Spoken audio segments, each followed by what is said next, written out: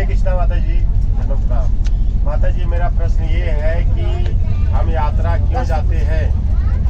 बलि नाम प्रभु का प्रश्न है कि हम यात्रा क्यों करते हैं, है ना? आप लोग के दिमाग में उठा क्या? एक इसी प्रकार का उत्तर दिया है मैंने दूसरा, लेकिन फिर भी ये थोड़ा सा अलग है। तो हम यात्रा क्यों करते हैं? अर्थात ये हुआ कि बिना यात्रा किए काम चलेगा क्या? यही प्रश्न हुआ? यस। तो यात्रा बहुत बहुत ज्यादा आवश्यक चीज है। देखिए, यात्रा करने से कितनी सारी चीजें हमको मिलती है।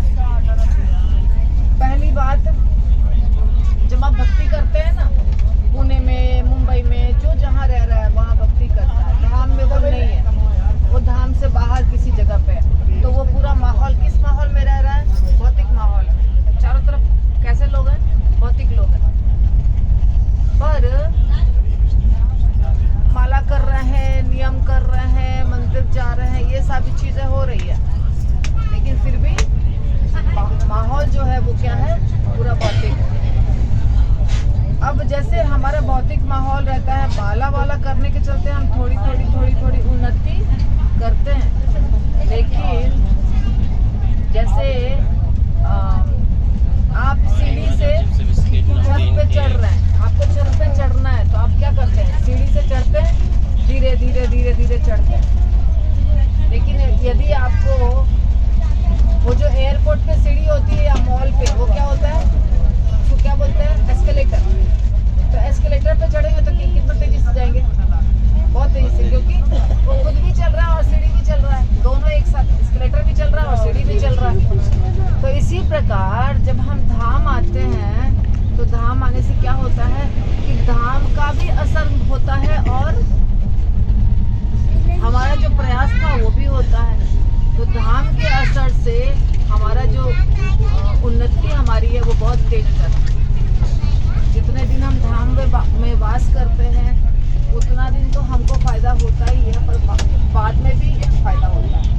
फिर हम धाम जब जाते हैं, यात्रा करते हैं, तो बहुत सारे लोग एक साथ जाते हैं।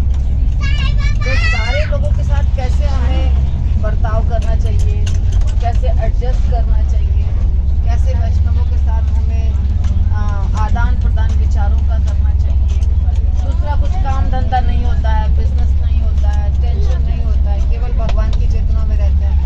तो इससे हमको हमारी उन्नति बहुत तेज होती है। फिर भगवान के जब मंदिर में जाते हैं, भगवान के परिक्रमा करते हैं, भगवान का जैसे गोवर्धन की परिक्रमा, वृंदावन की परिक्रमा, जो भी दिया जलाना, ये सब एक बहुत बड़ा कार्य है आध्यात्मिक दृष्टि से, जिससे हमारी बहुत ज़्यादा उन्नति होती है। यदि हम मृत्यु को प्राप्त हो रहे हैं, उस समय हमारे दिमाग में ये चेतना आ गई, जो हम वृंदावन में, जगन्नाथपुरी में जब भी थे और उस समय जो भी हम दर्शन कर रहे थे वो दिमाग में आ गया, तो भगवत धाम सीधे